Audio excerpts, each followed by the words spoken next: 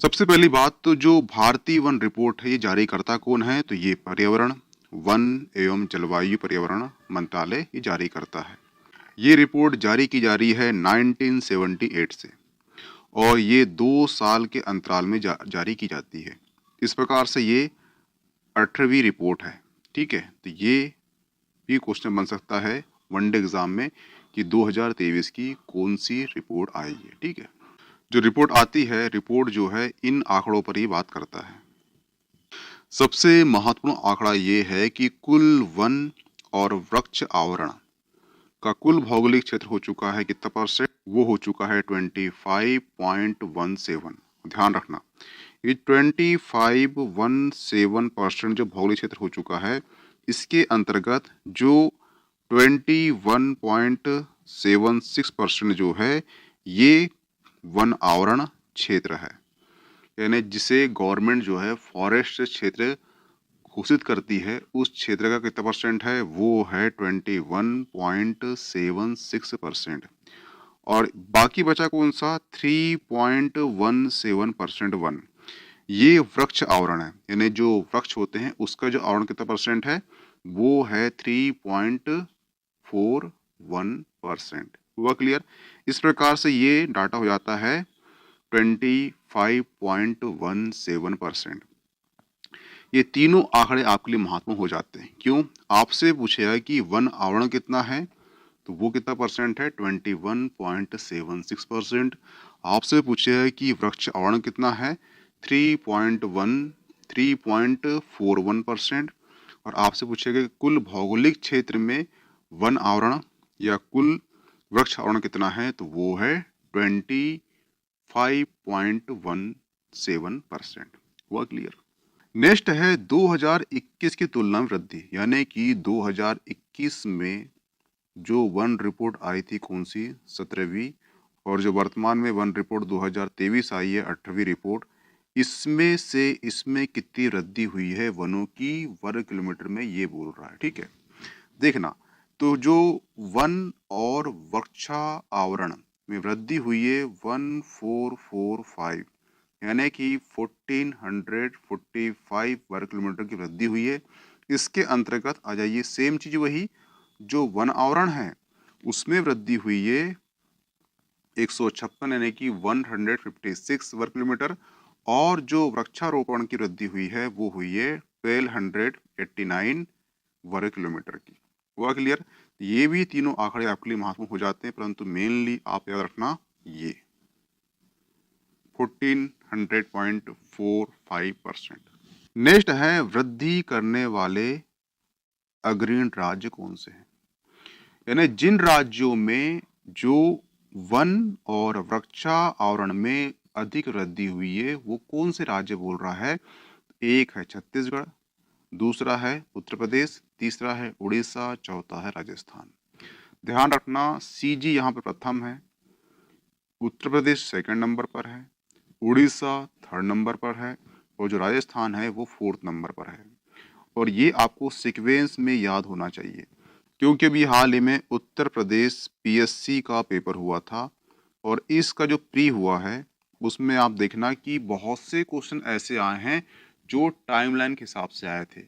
कौन सी घटना पहले घटी है, कौन सी घटना बाद में घटी है, उसे अरेंज करो बोला था उसने, किसमें, कूट में। तो पॉसिबल ये है कि 2023 की रिपोर्ट अभी वर्तमान में आई है, तो ये भी क्वेश्चन वहां से बना है कि वृद्धि करने वाले अग्रणी राज्य वन और वना आवरण में सीक्वेंस में कौन कौन से राज्य, इसे अरेंज कीजिए। तो छत्तीसगढ़ प्रथम है, सेकंड उत्तर प्रदेश है, थर्ड उड़ीसा है और फोर्थ राजस्थान है। हुआ क्लियर?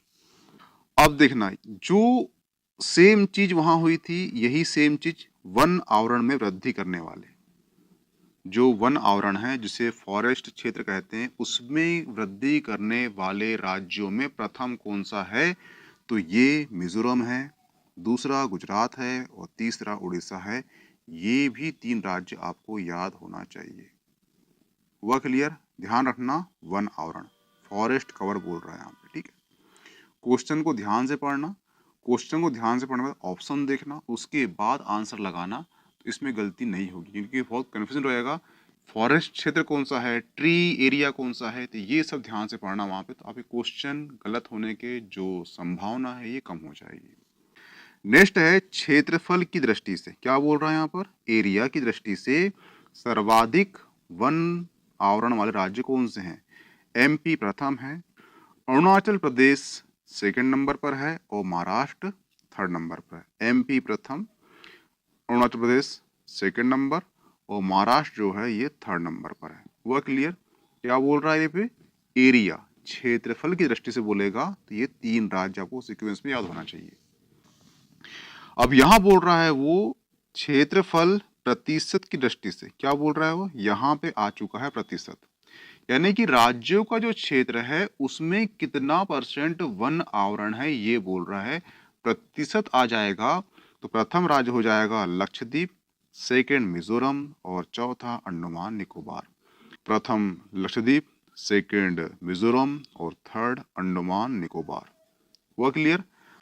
पर यहीं पर आपने अगर यहीं पे उसने क्वेश्चन कर लिया कौन सा, एरिया वाला, क्षेत्रफल वाला, तो एमपी प्रथम होगा, और वहीं पर आपसे पूछ लिया प्रतिशत में पूछ लिया तो वो होगा लक्षद्वीप।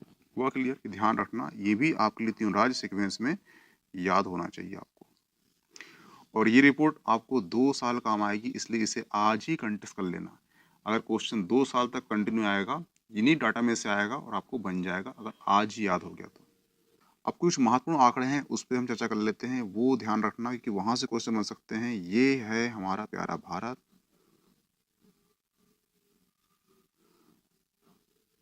ठीक है, और ये है पश्चिमी घाट। पश्चिमी घाट में जो वन है ये पिछले 10 वर्षों में, पश्चिमी घाट में जो वन है ये वन स्थिति रिपोर्ट 2023 में कहा गया है कि पिछले 10 वर्षों में 58.22 वर्ग किलोमीटर में इसमें कमी आई है।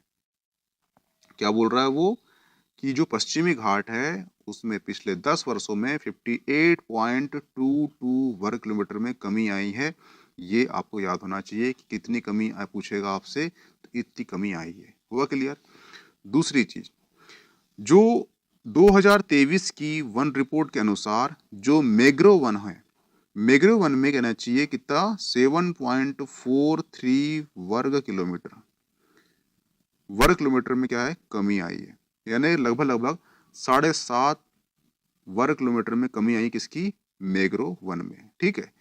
और वहीं पर जो भारत वन रिपोर्ट 2023 के अनुसार जो मैंग्रोव वन होते हैं उनके जो क्षेत्रफल है उसमें 7.43 वर्ग किलोमीटर की कमी आई है, यानी लगभग देखा जाए तो 7.5 वर्ग किलोमीटर में क्या आई है, कमी आई है। कौन से वनों में, मैंग्रोव वन में। ये भी आंकड़ा आपको याद होना चाहिए और ये भी होना चाहिए, ठीक है।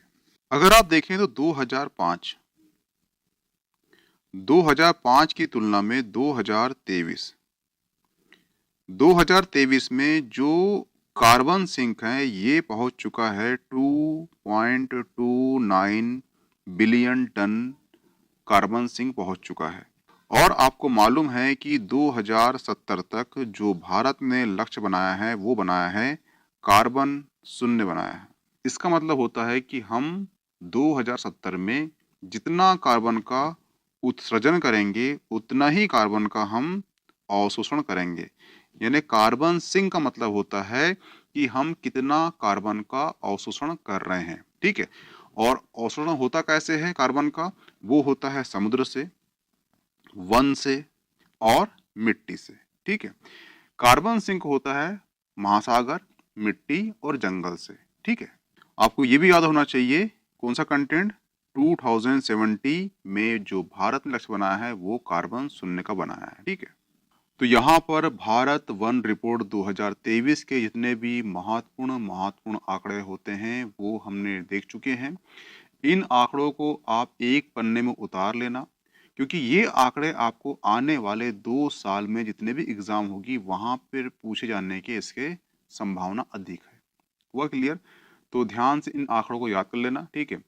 इसकी जो PDF है आपको मीमांसा एकेडमी का टेलीग्राम चैनल प्राप्त हो जाएगी, तो प्लीज ज्वाइन कर लीजिए। Okay, thanks.